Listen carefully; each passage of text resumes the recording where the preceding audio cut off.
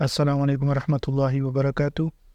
ابن ناصر کو اسٹوڈیو میں آپ لوگوں کو خوش آمدید۔ میں آپ کا ٹیچر نامور خان۔ آج ہم کیسی امپورٹنٹ ٹاپک پہ بات کرنے والے ہیں جو کہ ہے میرج کانٹریکٹ فارم۔ کیونکہ یہ بہت بڑا ٹاپک تھا تو اسے ہم نے 2 پارٹس میں ڈیوائڈ کیا ہے۔ آج ہم فرسٹ پارٹ سمجھائیں گے اور نیکسٹ ویڈیو میں سیکنڈ پارٹ۔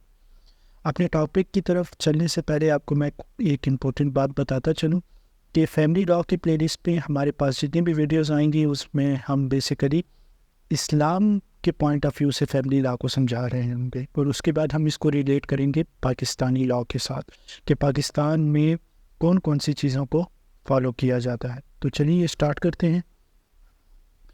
جی ہاں، آج ہم پڑھنے والے ہیں میرج کانٹریکٹ کو کہ میرج کانٹریکٹ کیا ہوتا ہے۔ ساتھ ہی ہم میرج کی ایلیمنٹس پڑھیں گے اکارڈنگ ٹو ڈیفرنٹ جورسٹ۔ اسلام میں ہمارے پاس 4 جورسٹ ہیں، وہ کنگ بیسس کو ایلیمنٹس بناتے ہیں میرج کے، ٹھیک ہے۔ اس کے علاوہ ہم پڑھیں گے کہ پاکستان میں میرج کے لیے کن ایلیمنٹس کو فالو کیا جاتا ہے۔ سب سے پہلے ہم میرج کانٹریکٹ کو پڑھتے ہیں۔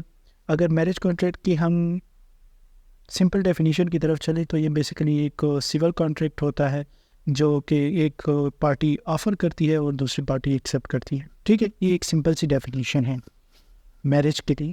لیکن اگر ہم شریعہ کی طرف چلیں تو شریعہ اس کو صرف سول کانٹریکٹ نہیں دیکھتا، وہ اس کو سیکریٹ کوونینٹ کہتا ہے، ٹھیک ہے، جسے ہم میتھک کہتے ہیں۔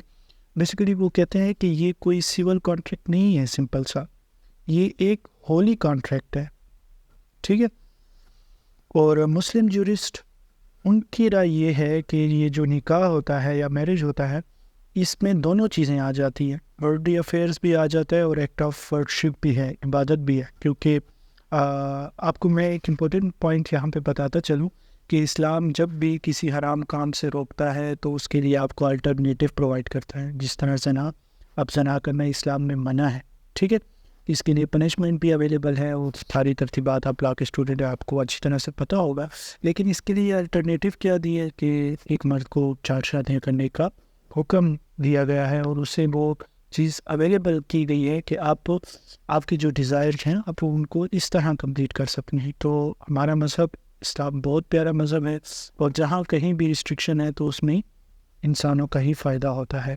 تو اب ہمارے جو مسلم جورسٹ ہیں وہ ان کو ورلڈلی افیئرز بھی کہتے ہیں۔ ظاہر سی بات ہے کہ انسان کے ڈیزائرز کمپلیٹ ہوتے ہیں اور عبادت بھی ہے۔ اوپینینس کی طرف چلتے ہیں۔ ہم آج ڈیفرنٹ جورسٹ کی اوپینینس پڑھنے والے ہیں کہ کن چیزوں کو وہ بیسک ایلیمنٹس بناتے ہیں میرج کے لیے۔ اگر وہ ایلیمنٹس موجود ہوں گے تو میرج ہوگی، اگر وہ ایلیمنٹس موجود نہیں ہوں گے تو میرج نہیں ہوگی۔ سب سے پہلے ہم شافعی اوپینین کو پڑھتے ہیں۔ شافعی اوپینین میں ہمارے پاس 4 ایسینشیل ایلیمنٹس ہیں۔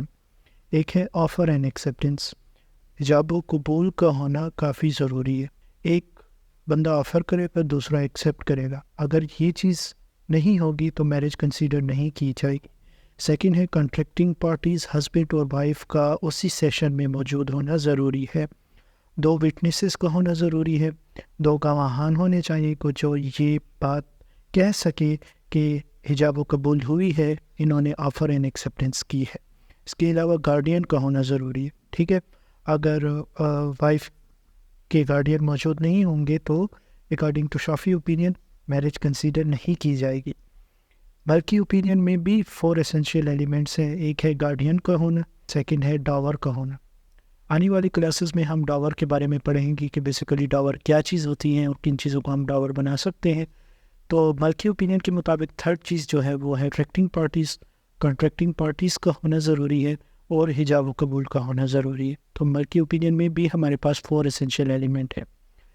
حنفی اوپینین میں یہ صرف ایک ہی ایلیمنٹ کو کنسیڈر کرتے ہیں شادی کے لیے۔ حنفیوں میں اگر آفر اینڈ ایکسیپٹنس ہو جائے تو بس شادی ہو گئی ہے، ٹھیک ہے۔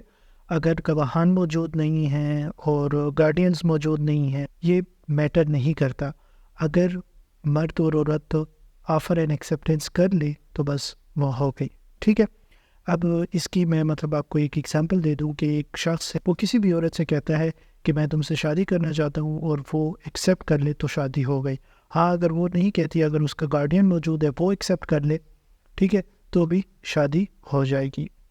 اس کے علاوہ ایک امپورٹنٹ بات میں آپ کو بتاتا چلوں کہ کانٹریکٹ آف میرج جو ہے ٹھیک ہے، اگر حجاب و قبول ہو رہا ہے اور اس میں کوئی شخص عورت کو یا مرد کو انفورس کر رہا ہے، ٹھیک ہے، وہ شادی کرنا نہیں چاہتا لیکن اس کو دھمکی دی جاتی ہے یا کوئی بھی ایسی ترتیب بنا دی جاتی ہے بائی فورس، انڈر کوریجن ہم کہہ سکتے ہیں، کہ اسے فورس کیا جاتا ہے کہ آپ ایکسیپٹ کرو یا آپ اس کو آفر کرو، ٹھیک ہے، اور وہ کر دیتا ہے، تو یہ شادی ہو جاتی ہے۔ پہلے بھی میں نے آپ سے کہا کہ offer and acceptance, Hanafi school of thought صرف آفر اینڈ ایکسیپٹنس کو دیکھتے ہیں۔ وہ کہتے ہیں اگر کسی کو مطلب زور زبردستی کیا جائے یا جس طرح بھی اگر آفر اینڈ ایکسیپٹنس ہو جاتی ہے تو شادی ہو جائے گی۔